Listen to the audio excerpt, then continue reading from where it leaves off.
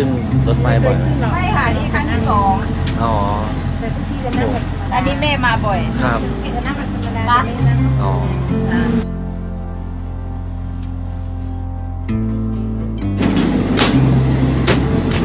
ตัวยาวตัวนี้ค่ะใช้นอน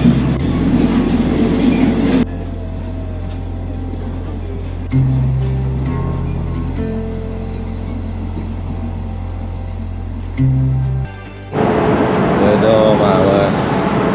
ปลอดภัยถึงจากไปนั่นแพ